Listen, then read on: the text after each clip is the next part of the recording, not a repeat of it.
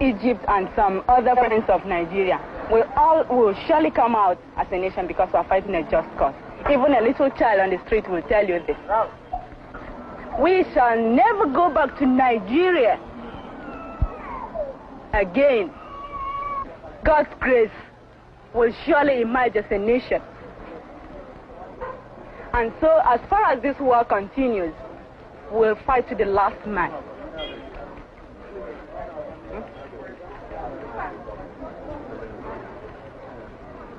The leader of the Biafran people is His Excellency Lieutenant Colonel OJUKWU. In those hot days, the quickest and the only thing we could do was to found a place where our fleeing compatriots could at least find an end to their flight.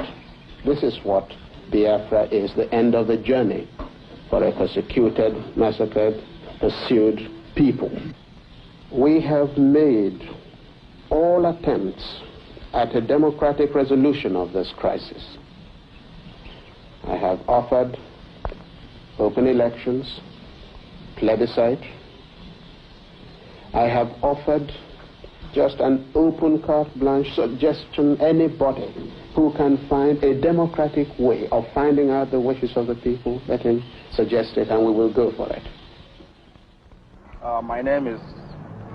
Before the war, OJUKWU was a lawyer. A refugee from Port Harcourt, he talks about his brothers.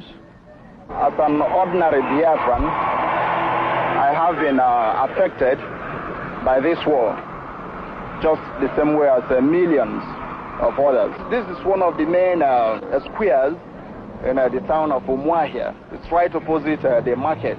Now, most of the stores are open, not because they do a lot of business, but because they just have to keep open to make believe as if life is still normal, as if they're still carrying on their normal day-to-day business. They don't sell much, and even at the prices which they sell, the ordinary man in the street can't afford to pay for these products, but still they have to keep open. That is those who are not employed in essential services.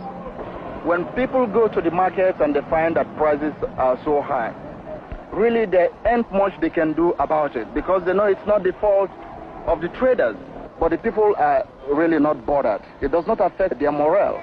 In fact, one thing which has helped Biafrans to bear and to sustain themselves is the extended family system. Every Biafran considers any other Biafran as his own brother or sister. And if he finds anyone hungry, he takes the person in and gives him some food. You see, we are interdependent, and we treat ourselves as brothers, as one, because we're all undergoing the same suffering and the same hardship. Can't find any Biafran begging. People are really ashamed to go begging either for food or for money. They prefer to do an honest day's work for their daily bread, because we understand what we're fighting for, and we prefer to make any sacrifice, whatever, no matter how long it lasts, so as to get our fundamental rights. That is the right to exist as a people, the right to protect ourselves, the right to our home, to practice our religion, to live as we would like to live. The head of the Biafran judiciary is their Chief Justice, Sir Louis Mbenefo.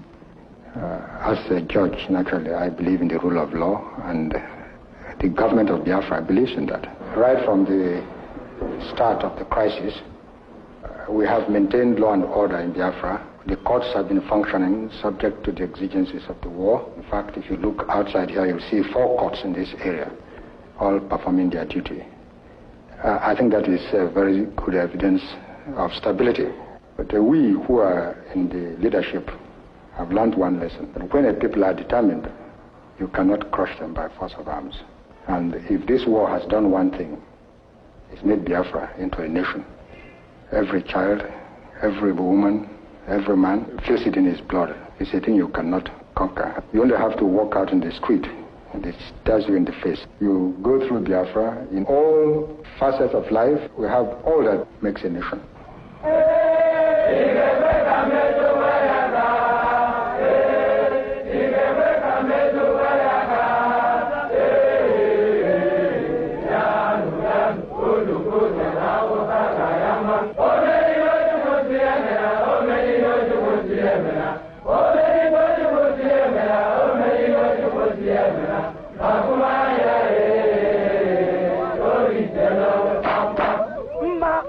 For nearly 2 years, the Igbo people have been fighting against an attempt at the systematic annihilation of their entire population.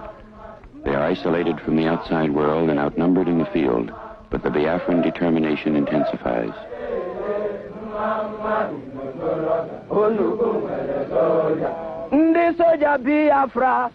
I have a large army on the field now fighting.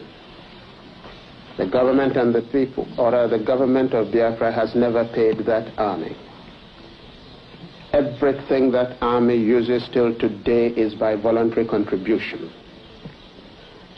The army of Biafra is fed by the locals in whatever area they're operating in.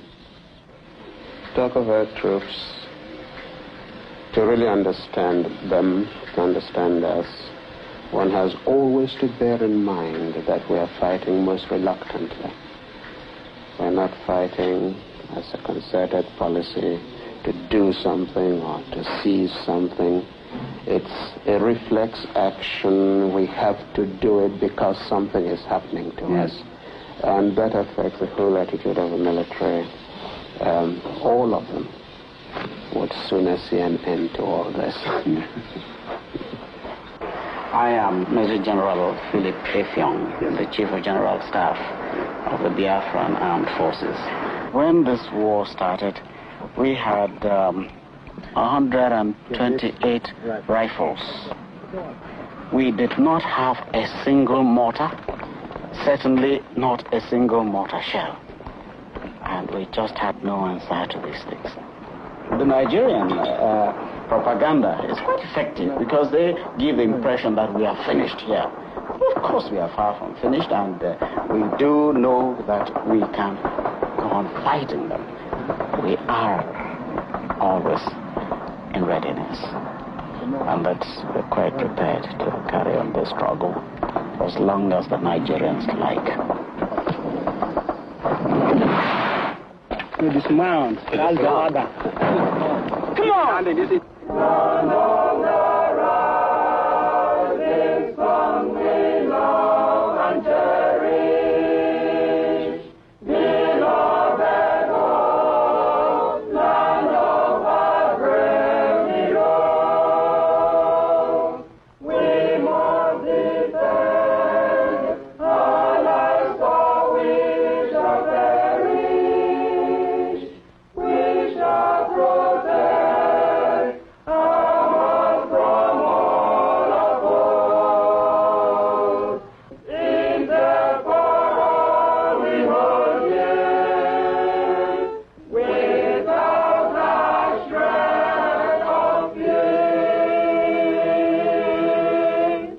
When you see things for yourself, you'll see that there has been no holds barred in this war.